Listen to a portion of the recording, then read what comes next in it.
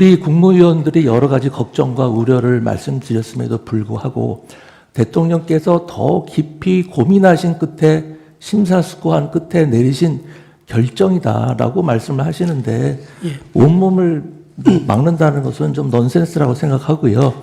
솔직히 말씀드리면 온몸을 바쳐서 막아야 할 대상은 대통령이 아니라 무차별 탄핵을 남발하고 국정을 혼란에 빠뜨리고 있는 사람들이라고 생각합니다. 예, 알겠습니다.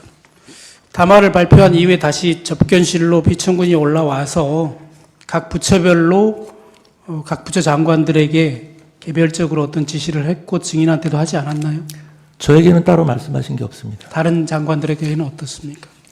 제 기억에는 대통령께서 다시 방송 마치고 올라오셔서 다시 또 중앙에 앉으셨습니다. 중앙에 앉으셔가지고 이제 다 선포하고 왔다. 이제 장관들은 각자 자리에 돌아가서 맡은 임무들 다들 평소대로 열심히 하라. 너무 걱정들 하지 마라. 이런 말씀을 하시고 다시 집무실로 들어가신 걸로 기억을 하고요. 예. 누구한테 가서 무슨 말씀하시고 그런 제 기억에는 없습니다. 송미령 장관은 이렇게 얘기한 바 있거든요. 총리에게는 내가 가야 할 일정을 대신 가주라 이렇게 부탁을 했고요. 경제부총리에게는 경제를 잘 챙겨라고 얘기하고 외교부 장관에게는 미국과의 관계를 잘 챙겨달라고 얘기하고 또 보건복지부 장관에게는 의료에 대해서 얘기했고 중기부 장관에게는 소상공인 대책을 잘 챙겨라. 그리고 농축산 장관인 본인에게는 농산물 물가가 뛰지 않게 잘 관리해라 이렇게 일일이 개별적으로 지시했다고 합니다. 증인이 그런 내용을 들은 적 없어요? 뭐 송 장관님이 그 경황에 어떻게 그렇게 정확하게 기억하고 계신지는 모르겠습니다만 저의 경우 제 기억과는 좀 다르고요. 대통령께서 그 당시 저에게는 그런 말씀을 일처 없으셨습니다. 예. 14항을 생략하겠습니다. 15항도 생략하겠습니다. 16항입니다. 증인은 11시 10분경에 대통령실을 나와서 11시 반경에 광화문 정사 증인의 장관 집무실로 갔고 12시 자정 무렵에 행안부 간부회의를 했고요. 1시 15분경에 집에 도착했다 이렇게 진술했는데 맞습니까? 네, 맞습니다. 다른 국무위원들은 대부분 10시 40분에서 50분 사이에 대통령실에서 접견실에서 나간 것 같아요. 증인은 계엄 선포 후에도 한 3, 40분 정도 더 그 자리에 있었네요. 네, 그런데 아까 다른 대리인이 말씀하셨는데 저도 비슷한 시기에 나왔습니다. 네. 그러면 다시 이제 그 계엄 선포 이후에 다시 담화 발표하고 올라왔을 때 다시 증인이 비천구인을 집무실로 들어가서 단독으로는 혹은 접견실이 아닌 곳에서 만나기는 했습니까?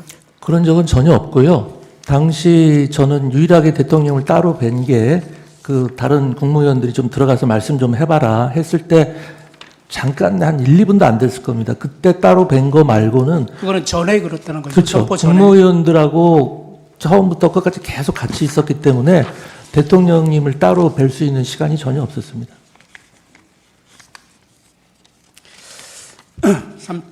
12월 4일 날 오전 9시 41분경에 법무부 장관 박성재와 통화한 사실이 있는 것 같은데 기억납니까?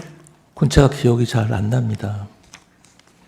증인은 이렇게 진술했거든요. 법무부 장관이 그날 국무회의에 증인의 앞자리에 앉는데 지각을 네네, 하는 맞습니다. 것 같아서 전화했다 이렇게 진술했거든요. 예. 맞습니까? 예. 그런데 그날은 12월 4일은 11시에 그 총리 주재로 열린 국무위원회 간담회를 했잖아요. 네네, 그렇습니다. 평상시에 그 국무회의가 아니지 않습니까? 간담회였습니다. 네. 그렇다면 9시 41분에 박성재 장관에게 전화했다면 지각을 해서 전화한 것은 아니지 않습니까? 그 지각을 해서 전화한 건 11시 좀 넘어서 전화한 게 그거였고요. 그 9시 방금 말씀하신 시간에 전화한 거는 제가 기억이 잘 없습니다. 네. 어떤 내용으로 전화했는지도 잘 기억이 없고요. 12월 3일 야간부터 법제처장 이완규로부터 전화가 여러 번 와 있었다. 그래서 네, 내가 맞습니다. 전화했다 이렇게 말씀하셨는데 맞지요? 네, 맞습니다. 그래서 법제처장과 통화하다가 그날 저녁 식사를 하자고 한 것이다. 네, 맞습니다. 그래서 그날 저녁 식사를 하게 된 것이다. 이렇게 예, 맞습니다. 말씀하셨는데요. 네.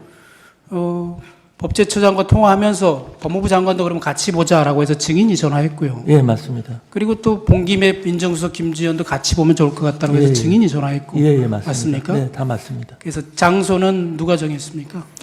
김주현 민정수석이 정했습니다. 그리고 그 장소를 일일이 증인이 받아가지고 삼청동 안가에서 보자고 증인이 박성재 장관과 법제처장에게 전달했습니까? 아닙니다.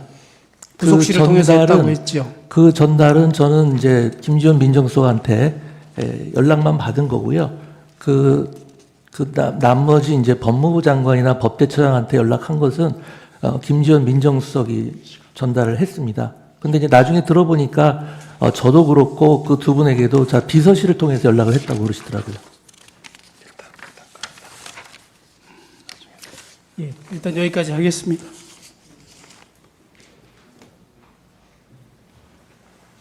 그만하는 겁니까? 아닙니다. 나머지 저 해주시면 하고. 지금 시간이 얼마 남았죠? 예, 일단 6분 하시죠. 네. 청문